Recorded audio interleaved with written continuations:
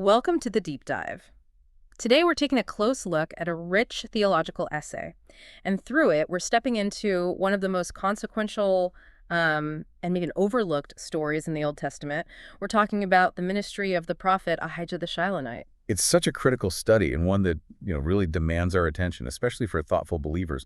When you look at the whole story of Israel, Ahijah doesn't just show up during a crisis. He's actually the divine agent who kicks off the nation's deepest fracture. Exactly. He steps onto the stage at this precise moment when the glorious unified kingdom of David and Solomon just collapses. It breaks into two warring states. And that's really the core of it. That's why this deep dive is so vital. You look in the Book of Kings, and Ahijah's story doesn't fill that many chapters, but his prophecies, they shaped the political, the spiritual, the entire prophetic trajectory of Israel for the next 400 years. So our mission today, really guided by the sources, is to unpack the sheer weight of those few recorded words. They reveal something so profound about God's governance. That he sovereignly orchestrates history. Yes, even through painful national judgment. Just understanding that God directs the course of events, whether it's for blessing or for discipline, that's the foundation for trusting his plan today. Well, and we're definitely approaching this with intentional seriousness, but also warmth. The essay we're looking at focuses on theological clarity and covenant faithfulness. So we're really examining the accounts of Ahijah, mostly in 1 Kings, to see the divine plan that's working underneath all the chaos. And we see his ministry unfold in two very distinct phases, right? They're separated by years of history, but they're so connected. Right. First, you have the prophecy of division and that conditional promise he gives to Jeroboam. And then years later, there's this crushing rebuke against Jeroboam's idolatry. And that chronological structure is so essential. It emphasizes that the prophetic office, it's only concerned with one thing: covenant fidelity. Doesn't matter who's wearing the crown. That's a great point. Ahijah spoke an unwelcome truth to the heir of David. And then later, he speaks this devastating judgment to God's newly chosen leader. So we need to walk through this slowly, really grounding ourselves in the idea that this national upheaval, it was ultimately dictated by God's unwavering commitment to his own covenant. Okay, let's unpack that. Let's set the historical context first, starting at the high point.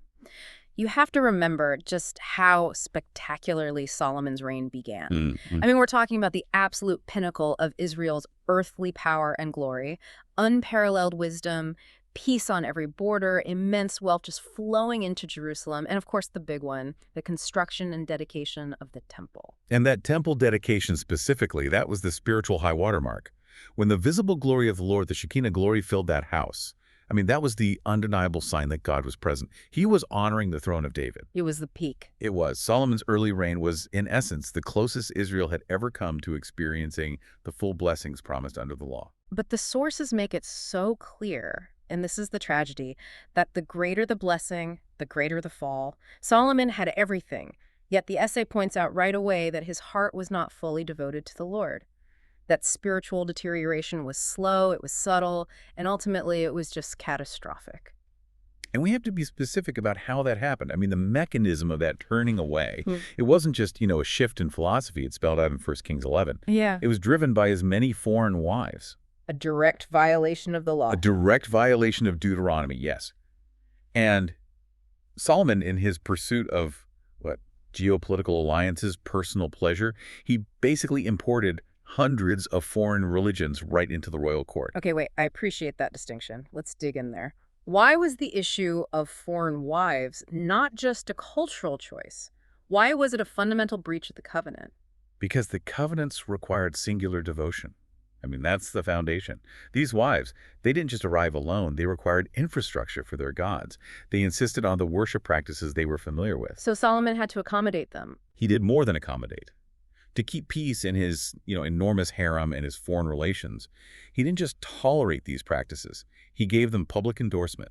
He built high places right outside Jerusalem for deities like Ashtoreth, the goddess of the Sidonians, Chemosh for the Moabites, and Milcom for the Ammonites. Wow. So what started as a personal compromise, just, keeping his wives happy, it became state-sanctioned apostasy. The kingdom moves from centered worship of Yahweh to tolerating and then even celebrating the worship of foreign gods. That's it. That transition from dedication to compromise is the very definition of spiritual decay. which then, of course, infects the entire nation. It institutionalized sin at the highest level. Precisely. For the common Israelite, you have to think, if the king of the glorious temple era is building shrines to Chemosh, well, why shouldn't they participate? It gave a royal stamp of approval to spiritual syncretism. Which brings us to this profound theological tension, the Davidic covenant. God had unconditionally promised David that his throne and his line would endure forever. So how can God keep that promise and, at the same time, tear the kingdom apart? And that is the beautiful clarity that Ahijah's prophecy gives us. We have to see the Davidic covenant as having two layers. It is unconditional when it comes to the ultimate messianic outcome. That line will produce the eternal king. But it's entirely conditional regarding the immediate temporal discipline of David's descendants. So God's faithfulness means he keeps the eternal promise. But his holiness means he has to enforce discipline for breaking the covenant.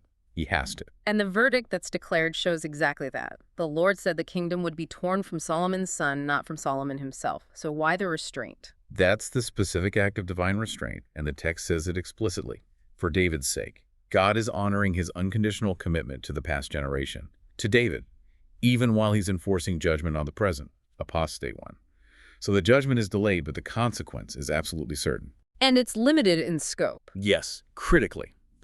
The kingdom would be torn away, but one tribe, Judah, would remain under the Davidic throne in Jerusalem. And we should probably clarify for the listener that one tribe usually means Judah and the closely aligned tribe of Benjamin, which stayed loyal. Correct. And this preservation of the southern kingdom, even though it's reduced and humbled, that's the theological lifeline.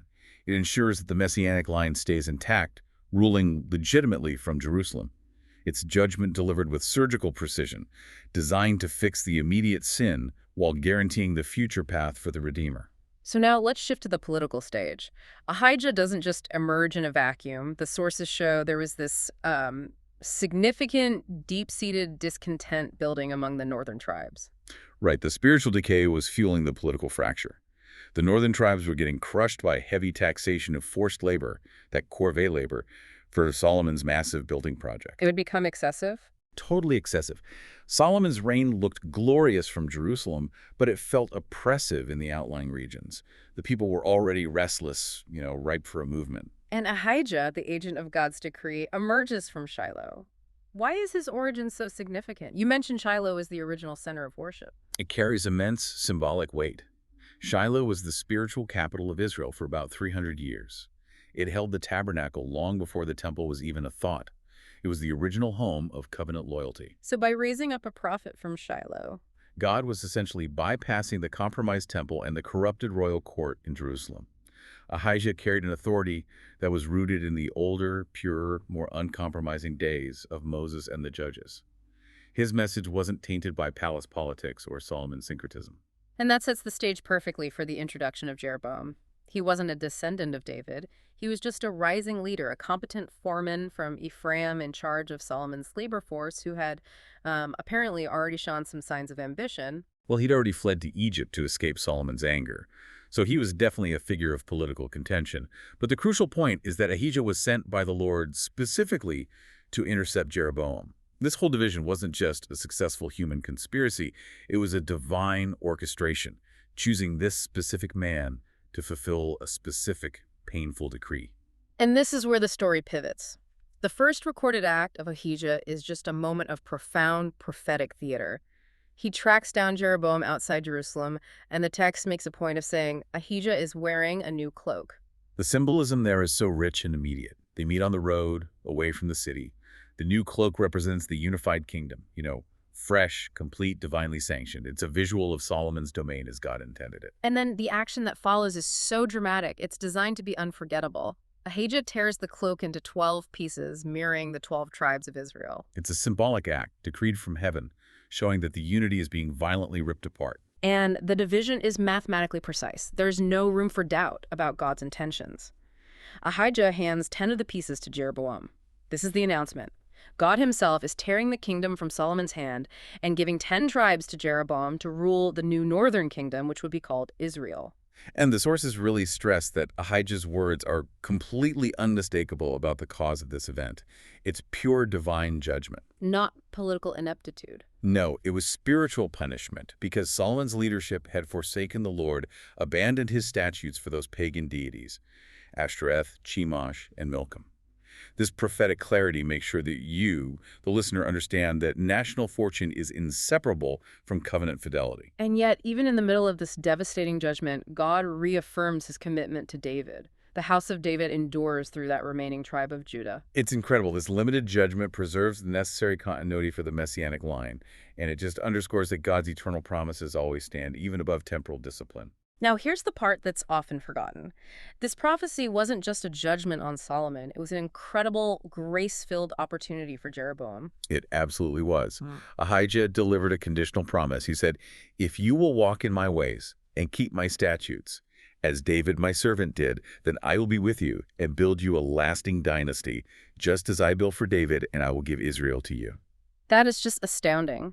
God offered Jeroboam the chance to establish a dynasty on par with David's. The only condition was his spiritual obedience. And this highlights a crucial theme. Human obedience matters, even when God is sovereignly directing history. Jeroboam was chosen to fulfill a decree, but he was also given real agency, a path to blessing if he would just trust God's instruction.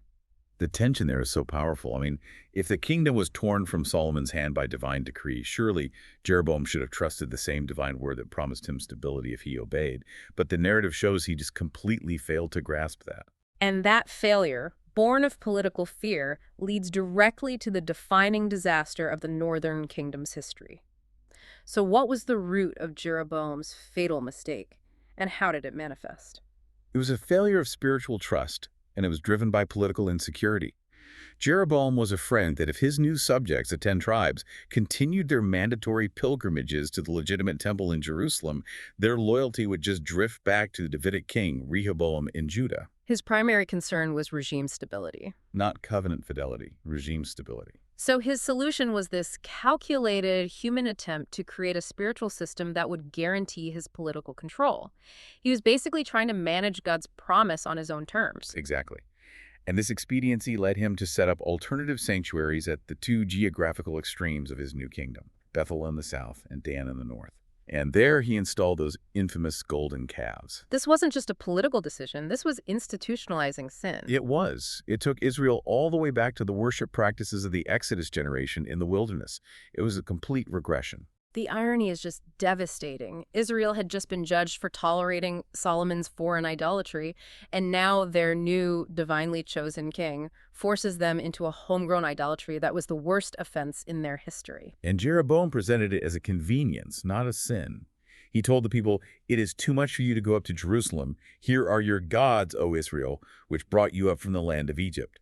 He corrupted the whole narrative of redemption. And established himself as the ultimate religious authority. Overriding the law of Moses, this failure, motivated by fear and implemented with state power, was fundamentally worse than Solomon's. Why? Because Jeroboam was explicitly chosen, explicitly warned, and explicitly promised a lasting line if he just obeyed. So the narrative then jumps ahead years. Ahijah, the prophet who gave Jeroboam his kingdom, he reappears with a second, much more severe message. And the circumstances are so poignant. Jeroboam's son Abijah gets gravely ill. And the king sends his wife, in disguise, to the aged, now blind prophet for counsel. It's a remarkable study in human desperation and deceit. Jeroboam knew he was out of favor, yet he still goes to the true prophet, but only under the cover of a lie. He tried to trick the blind man of God.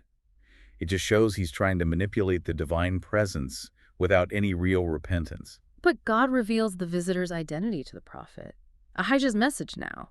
It's no longer about separation and conditional promise. It is absolute, unflinching judgment. Why is the severity ratcheted up so dramatically? Because Jeroboam had moved from personal sin to national contamination. He had led Israel into a sin greater than all who were before him. He didn't just err, he guaranteed the spiritual destruction of the nation he was chosen to lead. And so the judgment was total. Disaster would fall on his entire house. The specifics of the doom are gruesome. They're meant to shock the reader. Ahijah declares that every single male of Jeroboam's line would be cut off. And that horrifying detail, those who died in the city would be eaten by dogs, and those in the country would be eaten by birds. That specific imagery denotes utter destruction and dishonor. The failure of his dynasty to even receive a proper burial. For ancient people, this was the ultimate sign of divine rejection. It just confirms that God holds leaders fully accountable for the spiritual ruin they inflict on their people. And Ahijah extends the implications far into the future, foreshadowing the fate of the entire northern kingdom. He does. The judgment wasn't just limited to the Jeroboam dynasty, which, by the way, was swiftly wiped out by Baasha.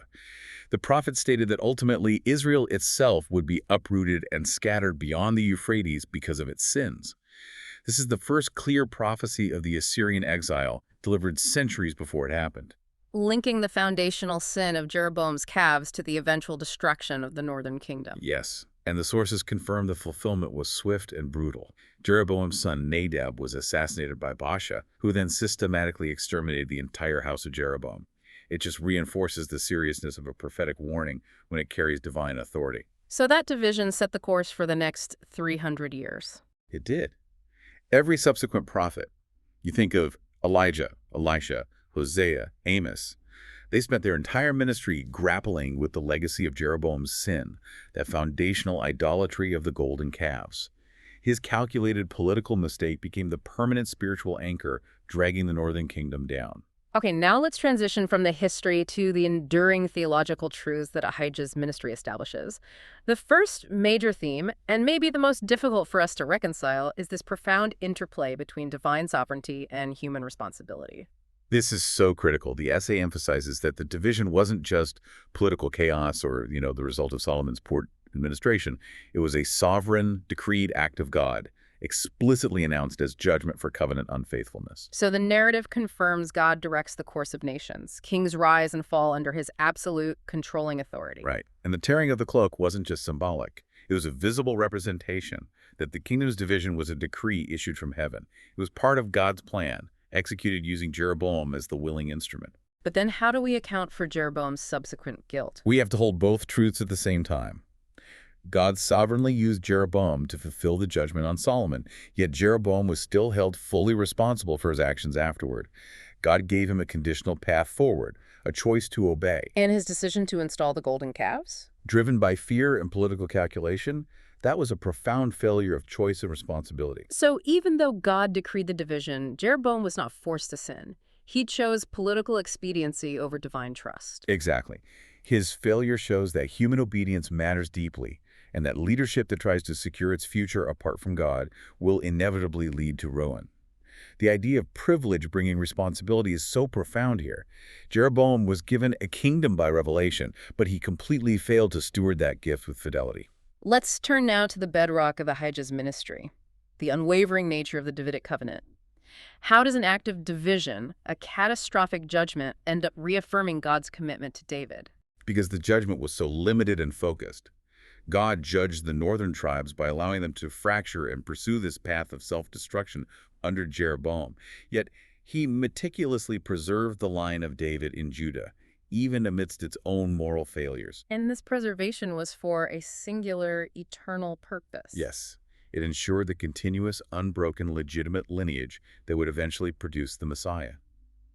Judah's survival, often against overwhelming political odds, is a standing testament to God's covenant faithfulness. The northern kingdom, Israel, eventually perished because it had no covenant root. Exactly. But the southern kingdom, Judah, endured because it carried the messianic promise. And this connects us directly to the ultimate king. The temporal upheaval of Ahijah's day, the tearing of the nation, it's only a temporary chapter in a much larger redemptive plan. The whole drama serves to highlight the future work of Jesus Christ. He is the ultimate son of David, the promised king who won't just rule Judah, but will reunite the fractured nation, both Israel and Judah, and reign over the earth, fulfilling all the promises that Solomon's reign only foreshadowed. Ahijah's ministry really anchors the need for the Messiah in the historical division of the nation. Let's touch on the broader dispensational perspective the source material highlights. How does this division connect to the wider arc of God's dealing with Israel? Well, the division in Ahijah's day, which resulted in the immediate loss of 10 tribes, it sets a pattern of discipline. It anticipates the much larger total scattering of the nation later in history, the Assyrian and Babylonian exiles. It establishes the principle that national privilege requires national fidelity. So the crisis becomes a pattern for future judgment, but it also sets the stage for the glorious hope. Precisely. The tragedy of the fractured kingdom provides the necessary historical backdrop for the magnificent restoration promised in the millennial reign of Christ. When all the prophetic promises about Israel are fulfilled, the divisions that Ahijah announced will be fully healed by the Messiah, restoring the glory and unity that Solomon's failure destroyed. This entire section of history just confirms that God's redemptive plan is certain, even when human beings are utterly unfaithful. Okay, we've moved from the history to the theology. Now let's ground this in practical, daily faith. Ahijah's deep dive offers some enduring lessons for us today, and the first is perhaps the most stabilizing: trusting God's sovereignty in our modern, often chaotic world. That's lesson one, seeing history through God's lens. When we look at current events, global political shifts, the rise and fall of regimes, national instability, it often seems random, driven by human ambition or economic forces. What? Scripture, through Ahijah's testimony, insists God's hand directs the outcome. The rise of Jeroboam was not an accident. It was an execution of judgment. It's easy to trust God's sovereignty when things are going well. But how does this apply when we're faced with national division or, personal loss? The practical application is this. Trusting His sovereignty steadies the heart in times of profound uncertainty, both personal and national.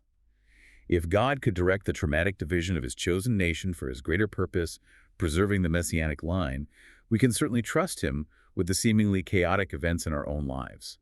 We're called to rest in His ultimate control, even when the immediate path feels painful or unjust. And that profound failure of trust brings us right to lesson 2, the pervasive snare of modern idolatry. Jeroboam's golden calves, they weren't primarily acts of open rebellion. They were a calculated human attempt to control circumstances apart from God's instruction. Yes, they were driven by political fear, but dressed up as religious pragmatism. That is the perfect analogy for modern life. We aren't likely to install golden statues in our churches or homes, but idolatry manifests whenever we replace God's clear commands with human solutions or expediency, especially when that's driven by fear of political or financial loss. So if Jeroboam was afraid of losing control of his citizens' loyalty, what are the modern calves we build when we're afraid of losing control? That's the question.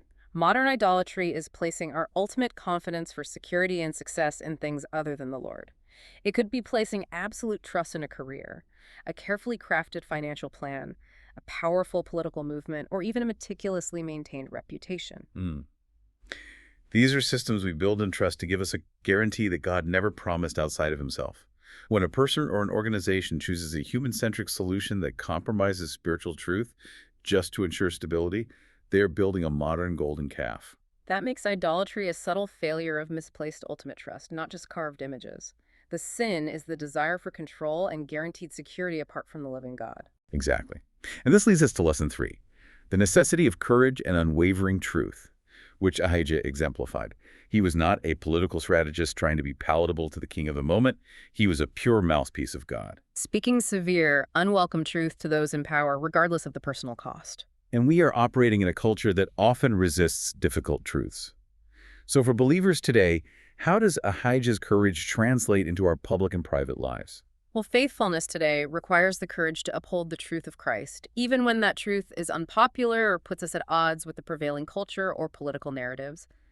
It means resisting the temptation to soften the message, to compromise the word of God for the sake of social acceptance or comfort or political stability. Ahijah delivered the full, unfiltered, devastating message because God's truth is not negotiable.